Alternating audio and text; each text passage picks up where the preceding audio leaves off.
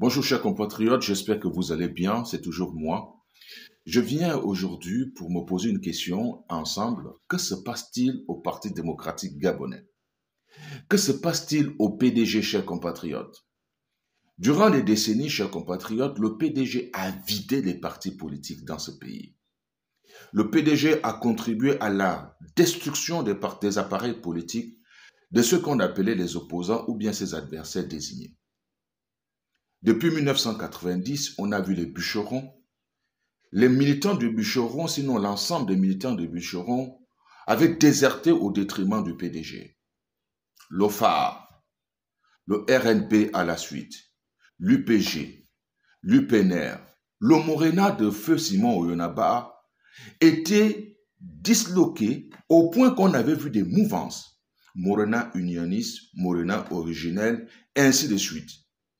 On se souviendra que notre compatriote, le dignitaire, Luc Bongobonsi, n'avait cessé de clamer effectivement la dislocation de leur parti politique au détriment du PDG. Voici aujourd'hui, des années plus tard, sinon des décennies plus tard, de destruction des autres appareils politiques et le PDG, qui utilisait les appareils de communication de l'État, à savoir la télévision publique, pour effectivement faire passer, faire des déclarations de démission. L'Union, chaque lundi, on trouvait les populations de Moumango ont démissionné. Les populations de Moulangibinza ont démissionné. Les populations d'Ibitam ont démissionné du Bécheron, du RPG, j'en passe, de l'Union nationale, les dernières parties, de l'UGTT, de Zakari Mimboto. Chers compatriotes, en ce moment, le PDG trouvait que la démission était effectivement un acte volontaire et que les citoyens pouvaient partir des autres partis pour allier le PDG. Mais depuis le 30 août, vous savez, chers compatriotes, quand vous êtes aux affaires, il faut éviter de commettre des actes ou bien de poser des actes qui plus tard, quand vous ne serez plus là, seront à votre défaveur. Il faut éviter de prendre les actes juridiques, sinon de proposer des stratégies qui plus tard pourront retourner contre vous. Et c'est ce que le PDG subit aujourd'hui. Des démissions en cascade, des gens qui n'en veulent plus, parce que c'était un parti État. Le PDG était un parti d'État.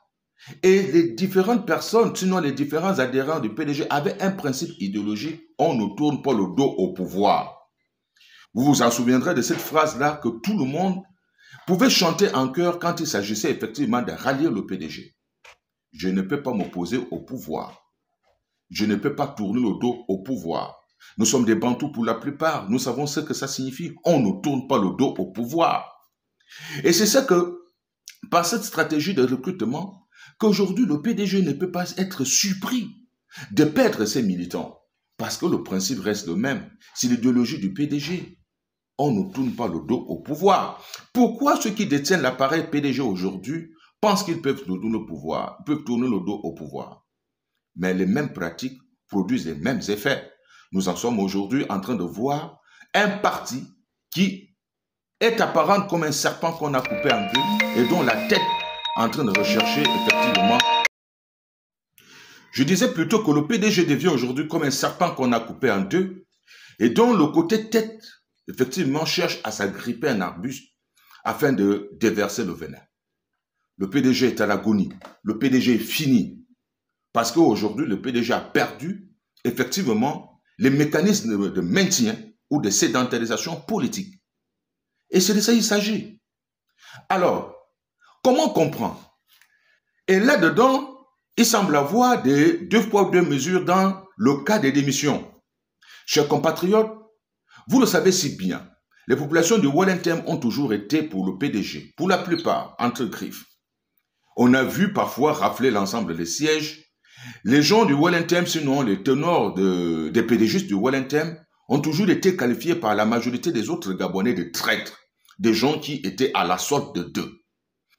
Ces personnes-là, aujourd'hui, décident, malgré leurs âges et leurs avantages, encore quelques avantages des prébendes du PDG, parce que tenez-vous bien, le PDG verse le salaire à certains de ses cadres. Donc, ils décident de démissionner. Mais cette fois, l'affaire est inédite. Ils décident de démissionner en groupe. Ils font une communication politique groupée. Cette communication politique qui s'apparentait à une démission collective. Or, dans le PDG, il est clairement dit que la démission, elle est individuelle. Chose faite. Ce qui se passe aujourd'hui, c'est toute cette communication qu'il y a derrière. Pourquoi le PDG se plaint de la démission des cadres de son parti, sachant très bien qu'ils ont fait la même chose avec l'ADER. L'ADER avait été vidée de l'ensemble, même un vice-président de l'ADER, je parle sous le contrôle de l'ancien vice-président du job d'Ivogui Didine, qui avait vu effectivement les hauts cadres de son parti déserter son parti au détriment du PDG. C'est la même chose au PST.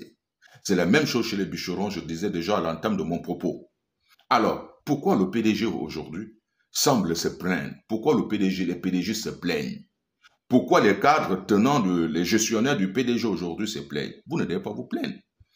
Dans nos différentes coutumes, sinon nos traditions, on dit « Ne fais jamais à ton neveu ce que tu refuses qu'on te fasse chez tes oncles. » Mais ça, c'est ce que vous étiez en train de faire aux gens hier. Assumez. Quelqu'un l'a dit si bien, je cite Alain Claude Billy, « Personne ne pleure. Il ne faut pas pleurer. Il ne faut pas pleurer. Parce que les mêmes pratiques vous desservent aujourd'hui. Et vous ne pourrez que vous en prendre à vous-même. Parce que, et cela doit servir de leçon à ceux qui détiennent le pouvoir, chers compatriotes. S'il vous plaît, soyez justes, équitables. Ne soyez pas partiels dans les décisions que vous prenez, que ce soit dans l'appareil politique, les appareils à venir.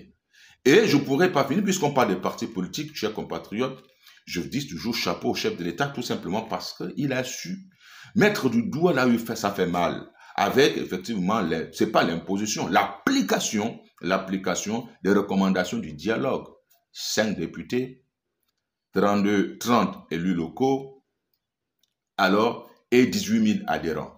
Alors, le PDG aujourd'hui est-il en train de craindre que sa formation politique puisse être reléguée au second rang? Parce que les démissions qui vont arriver ou qui ont déjà commencé, le Wallenthem a-t-il annoncé la fin du PDG? Est-ce que c'est ça qui fait mal? L'héritage du PDG aujourd'hui, elle ne repose plus sur rien. Il y a un mythe fondateur pour la création des partis, c'est-à-dire que le mythe fondateur du PDG, c'était Omar Bongo. Son fils a été radié, sa femme radiée. Alors, sur quelle base? Quelle est la légitimité du mythe dont juste aujourd'hui ceux qui détiennent le PDG? Ils n'étaient pas là. Même si on a ramené la présidence dans le Gololo, ça n'a pas le même mythe. Le mythe fondateur est tombé et le PDG est fini. Je n'appelle à personne de démissionner dans un parti, mais je voulais quand même faire cette analyse pour nous dire qu'écoutez, quand on ose affaires, il faut prendre des décisions, juste avoir également l'éthique. Parce que si le PDG avait eu l'éthique, les gens devaient être respectueux du PDG aujourd'hui. Malheureusement, nous ne sommes qu'au début des grandes démissions parce que beaucoup de cadres vont partir. Bon début de semaine à tous, c'est toujours moi pour faire ce genre d'analyse et de toujours dire ce qu'il faut parce que ce jour-là, d'autres personnes d'ici 30 ans pourront regretter. Soyez justes. Merci.